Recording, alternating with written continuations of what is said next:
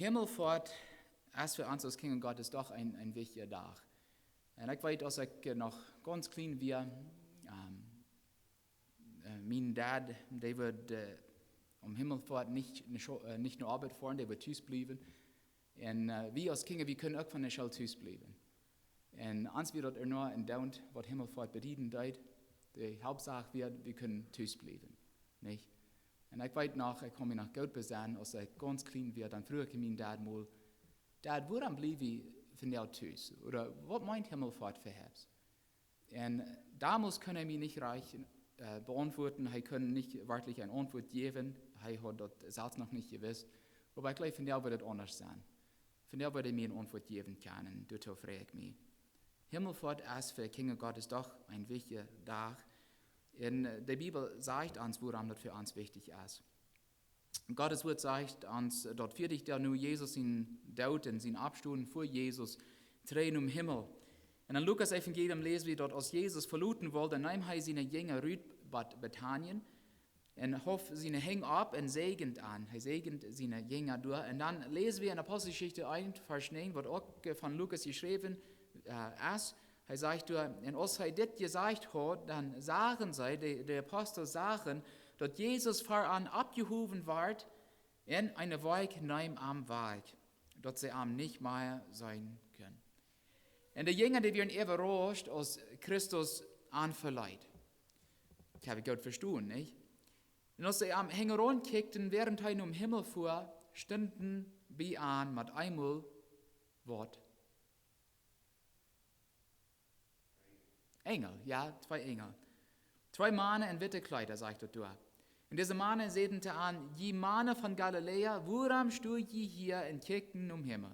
Des Jesus, der von jünd am Himmel genommen wird Krieg so kommen, was sie am Hahn sein um Himmel fahren. Er kam drei. Und das ist die Geschichte von Jesus in Himmelfahrt. Aber woran ist die Himmelfahrt-Geschichte für uns als Christen von der und Tag noch wichtig? Das zu fangen, wo wir trainen an dem Text aus Philipper 2 blättern. Und da fangen wir wenigstens 3 wichtige Punkte, die uns helfen können, Jesus in Himmelfahrt besser zu verstehen, erstens. Und zweitens, diese 3 Punkte erklären auch, was Jesus in Himmelfahrt uns lehren will. Okay, das sind wichtige Punkte, die wir in diesen Geschichte finden. Und die wollen wir mit Gottes Hilfe rückschaffen und betrachten und persönlich anwenden. Ja. So, ich lese weiter für uns die Vers 6 und 7 aus Philipper 2. Philipper Kapitel 2, Vers 6 und 7, das lese ich da ja Plattdeutsch. In der Plattdeutsche Bibel sagt, Jesus wird von seiner Natur her Gott, aber dort sagt er nicht so an, dass er dort mit Gewalt festhalten muss. Er trägt sich dort, so als Gott sein Üt, nimmt eine Gestalt an als ein Knecht und wird dadurch, so als wie Menschen, geboren als ein Mensch. Okay, so Jesus, sein Himmelfahrt, lehrt uns erstens, dort Gottes Sehen seinen himmlischen Thron verleiht und dort Gottes Sehen sich Mensch worden leiht. Okay? Und das, was Paulus uns auch in Epheser 4, Vers 9 sagt, ganz klar und deutlich sagt er da, wenn dort gesagt ist, Jesus ist nicht gefahren, was meint dort das, dass er erst raufgekommen ist, nicht? Und deswegen feiern wir Weihnachten, nicht? Dass Jesus Mensch geworden ist, ja. Wenn er nicht gefahren ist, dann meint erstens, dass er gekommen ist, dass er erst Mensch war. Und Johannes erklärt in Johannes 1, Vers 14, Johannes Evangelium 1, Vers 14, dass er sagt, und dort wird Mensch und wohnt manch ans, und wir sagen, wo Herrlichkeit wir, eine Herrlichkeit, so als ein Vater seinem einzigen Sohn, der jaft, voll von Gnade und Wahrheit. Und das hat Johannes geschrieben, er kann Jesus selbst mit seinen Jungen sein, er kann hier dann vom Horten schreiben, und wir sagen, wo Herrlichkeit wir, Jesus Christus, voll Gnade und Wahrheit. Und für uns als Menschen ist es schwer zu verstehen, wo Jesus das getan hat, wo Gott selbst Mensch werden können. Right? Das ist viel zu groß für einen Gedanken für uns wirklich zu begreifen, aber dort als Wahrheit, wenn wir wollten, Gottes Wort Wahrheit ist. Gottes sehen wir wahrlich alles im Himmel zu verluten, um Mensch zu werden. Er kam in dieser Welt an als ein kleines Kind, als Baby würden wir sein, right? Und er war sogar ein Fotokrab, ihr Leid, wie kann die Weihnachtsgeschichte geht. Und als Baby war er ganz von seinen irdischen Eltern abhängig. Und das ist auch schwer für uns zu begreifen, nicht? Wenn wir wollten, dass Jesus völlig Gott ist und wir und was immer sein. Aber als Baby war er ganz von seinen irdischen Eltern abhängig für Versorgung und Schutz und so weiter. Und als Mensch kann Jesus Hunger feilen. Christus wie? Nicht? Darsch. Er war manchmal durstig. Er war durstig. Und er war von Sud und Versach. Christus wie alle waren. Er hat gefeilt. Er hat sich mit der gefreut, die Frau werden, und er hielt mit der, die du hielten.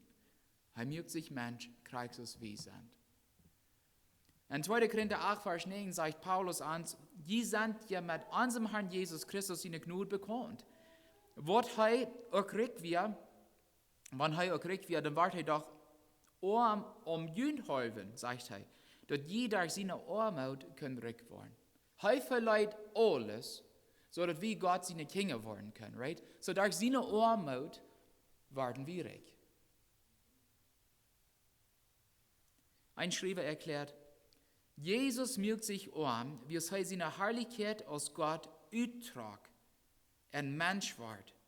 Als Mensch mögt er sich selbst Ort und Zeit und andere menschliche Begrenzungen unger tun. Er mögt sich die unger tun. Er gibt seine eigenen göttlichen Eigenschaften nicht ab, nee, als er Mensch wird, aber er lädt seine Herrlichkeit und seine Autorität zu ziehen. Right? Er tragt sich dort ut. Und woran tut er das? Well, das sind zwei Hauptgründe, woran er das getan hat. Woran muss Jesus als Mensch kommen? Vielleicht habe ich die Antworten.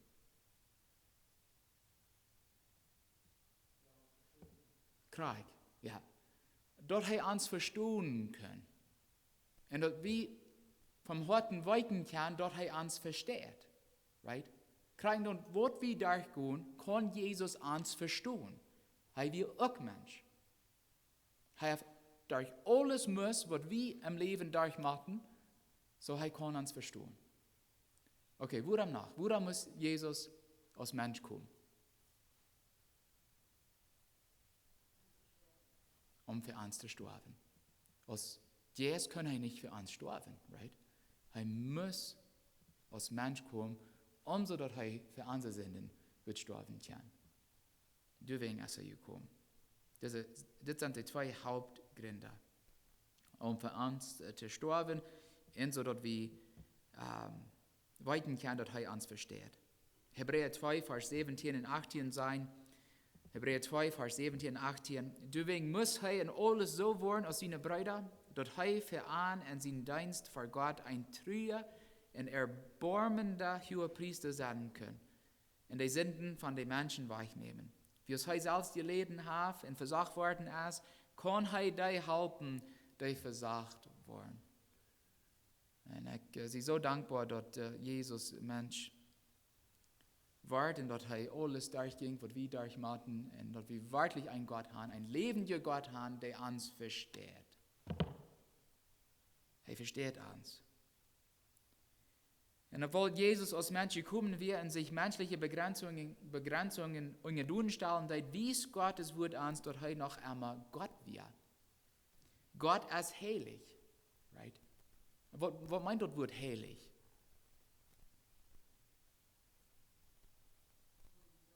Ohne Sünde. Ja. Ganz apart von was die Welt ist, nicht? Und er ist heilig. Ja, er ist versagt worden, aber ohne Multisindien. Hebräer 4, Vers 15 sagt uns dort. Bloß ein ganz reines und heiliges Opfer wird taugen, uns von unseren Sünden loszukriegen. Und obwohl Jesus als Mensch seine göttliche Kraft begrenzen wird, wiesen seine viele Wunder uns, dass er noch einmal die höchste Autorität über alles wird. Wo weiten wir dort, dass obwohl Jesus Mensch wird, dass er noch einmal Gott wird? Wo weiten wir dort? Was hat Jesus nicht für Wunder getan?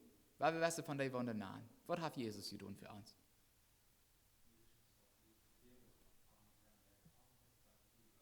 Ja.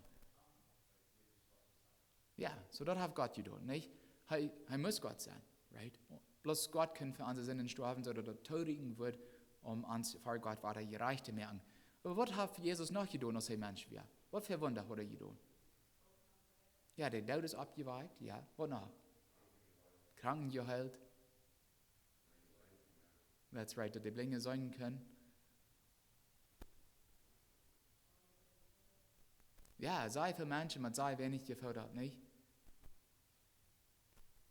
Was hat er noch getan? Wenn wir an die Elementen von der Naturwelt denken, dann was hat er getan, um zu wissen, dass er Gott ist? Ja, er mir Wind und der Wutter Stahl und Stahl, right? Er hat Kraft über die Elementen von der Naturwelt, ja. Er ging sogar ab Wutter. Wer kann dort werden? Keiner. Bitte Jesus Christus, bitte Gott selbst.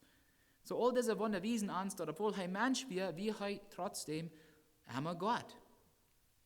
Er war immer Gott. Gottes Sehen verleiht ihn den himmlischen Thron, um Mensch zu werden. Wenn wir nun trainen an unserem Text blicken, in die Vers 7 und 8 weiter lesen, Philipper 2, von Vers 7 und 8. Jesus tragt sich dort, so als Gott sein Öd, nahm eine Gestalt an als ein Knecht, und war dadurch so als wie Menschen, geboren als ein Mensch, nu hast du es auch. Demutig, müke sich gering, und ward gehorsam, beim Tod, ja, beim Tod am Kreuz. So, Himmelfahrt, oder Jesus in Himmelfahrt, lehrt uns, dass Jesus Mensch wird, auch um Gott seinen Willen zu tun. Right? Deswegen ist er gekommen. Er will seinen Vater seinen Willen tun.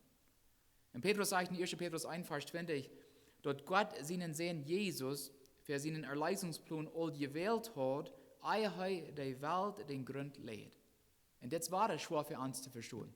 Ehe er uns für Herbst gemerkt hat er Jesus all gewählt, um für unsere Sünden zu sterben. Das wird die Bibel uns lehrt. Und obwohl das stimmt, soll wir nicht glauben, dass Jesus bemachten wir, seinen Thron zu verlassen und Mensch waren. Jesus kam wahrlich. Worum ist Jesus gekommen? Worum kam er wahrlich für uns? Ja, er hat Mitleid an uns, nicht? Und wenn er uns lieb hat, wenn er uns gut ist er wahrlich gekommen. Er hat seinen Vater so lieb und uns auch. Er will seinen Vater seinen Willen völlig gehorsam sein.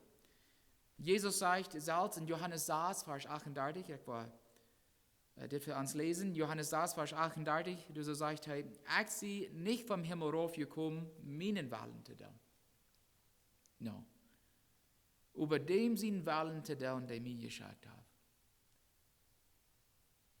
Wir losen erst Jesus nahm eine Gestalt an als ein Knecht.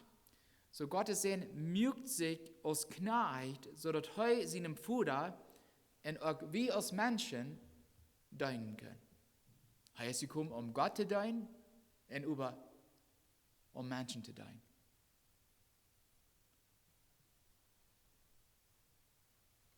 Markus 10, Vers 44.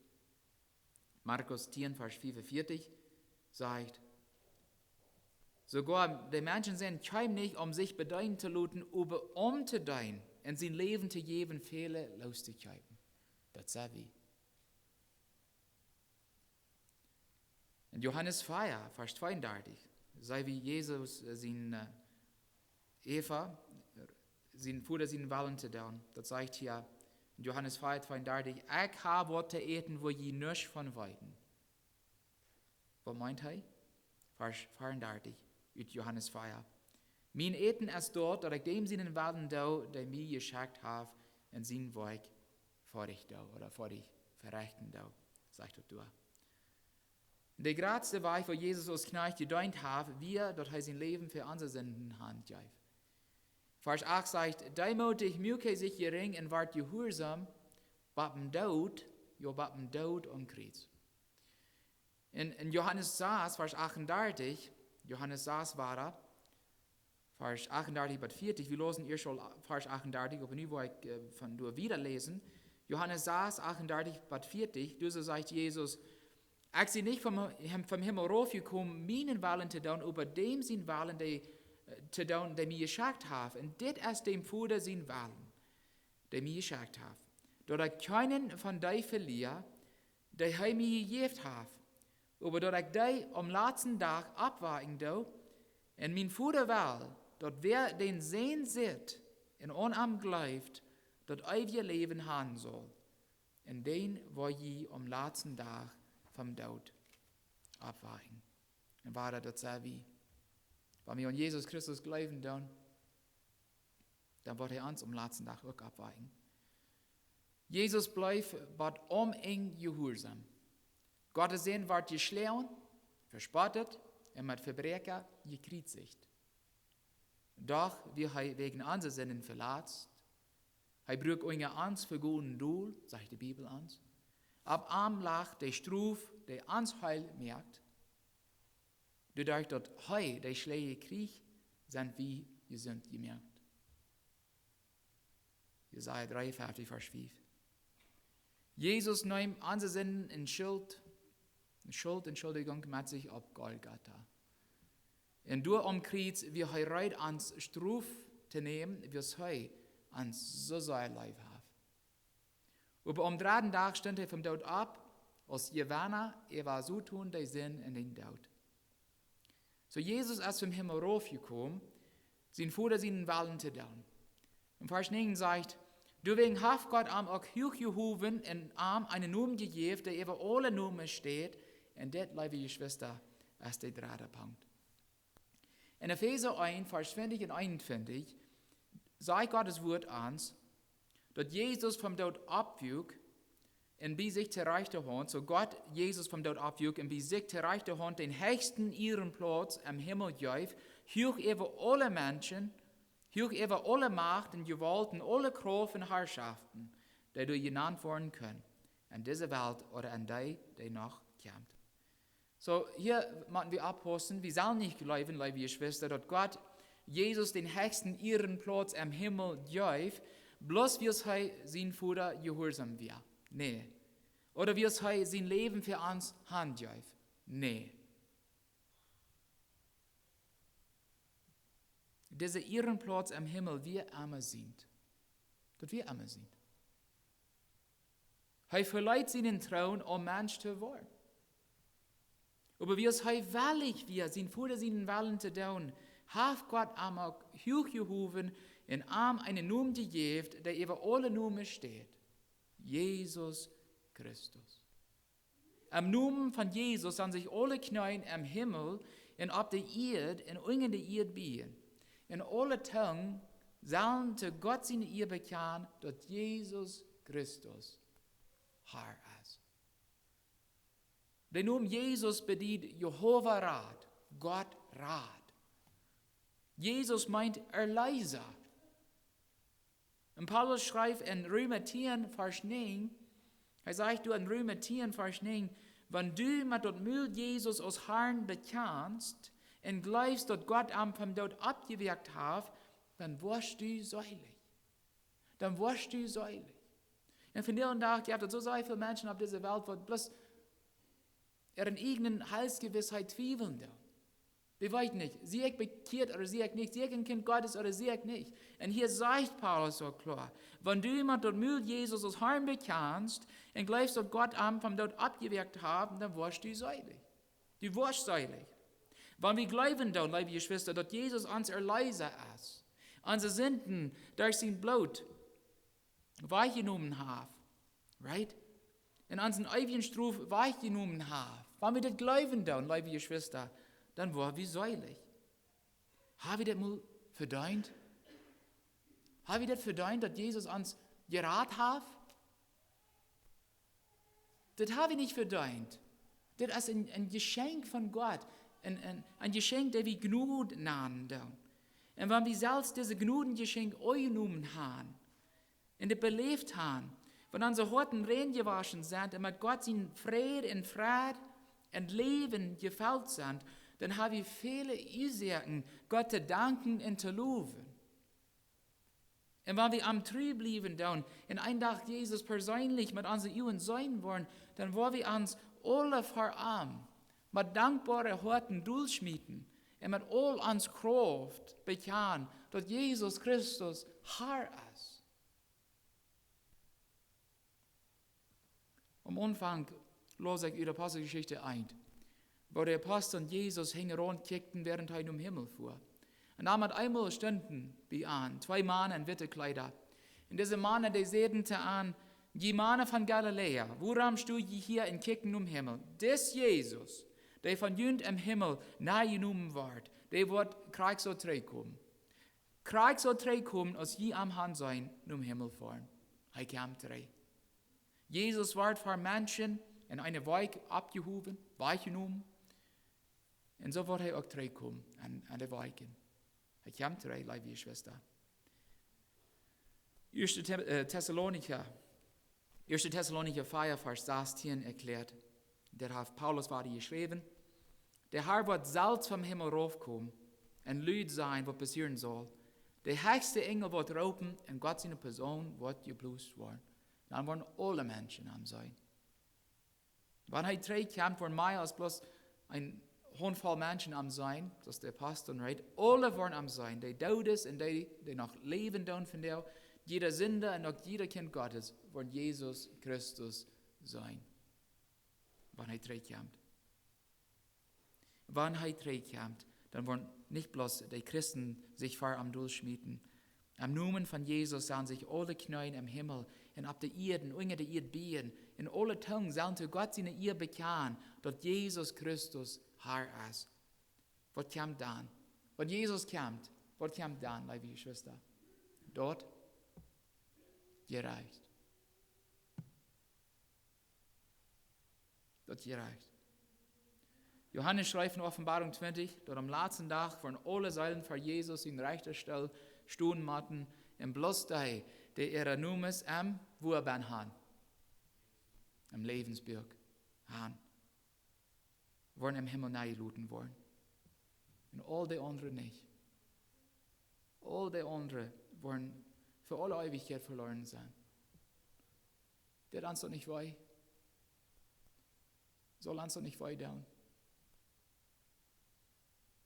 Wir freuen uns vom Horten dort wie für Jesus in Treikommen kann reit sein. Aber was tun wir mit all den anderen, die nicht vor uns sind? Was können wir für dich tun? Was glauben wir? Beten. Was noch? Verleben, ja. Was hat mein Christ zu tun? Was noch? Das Gott wird mitteilen, nicht? Ansehen, wo sie sich auch reinigen kann, für sein Treikommen. Geht das down nicht für dich? Anwiesen, wo das looten wird. Jesus ist hart zu haben. 40 Jahre nur Jesus in Dauten abstunden, fuhr Jesus Tränen um Himmel und er nahm sie in den Thron trägt. Und dort Jesus Tränen um Himmel fuhr, meint erstens, dass er erst raufgekommen ist. Ja? Er verleiht seinen Thron, um Mensch zu werden. Er beschränkte seine Kraft und leiht sich an Fleisch anwackeln. Und obwohl er Mensch war er noch einmal Gott. Er kam als Knecht, sodass er Gott und Menschen dienen kann. Und sein größtes Verlangen wir, liebe Schwester, sein Vater seinen Willen zu tun. Das sagt hier, demutig, möge er sich gering und wird gehorsam bei dem Tod, ja bei dem Tod am Kreuz. Er starb für uns, sodass wir wurden können ewig bei ihm im Himmel sein. Wenn er zurückkommt, und er kommt zurück, dort darüber sehr sicher, wenn er zurückkommt, so er uns verspricht, dann wollen alle Knien vor ihm bieten matten, in alle Zungen bekennen matten, dass Jesus Christus Herr ist. Er kam das erste Mal als Knecht, um uns zu dienen. Das zweite Mal kam er als Richter. Sei wieder zu reit? Wir können reit sein. Wir machen bloß vom Horten glauben an wer Jesus ist. Und was er für uns zu tun hat. Da müssen wir unsere Sinnen bringen. die zu Gott bekennen und vom Herzen glauben, dass er uns die Sinnen wegnehmen wird. Ganz weich waschen wird und uns zu was nie merken wird. Weil wir dort vom Herzen glauben dann und am 3 Tagen, dann können wir reich sein. Wir wissen nicht, wann er zurückkommt, aber wir können reich sein. Amen.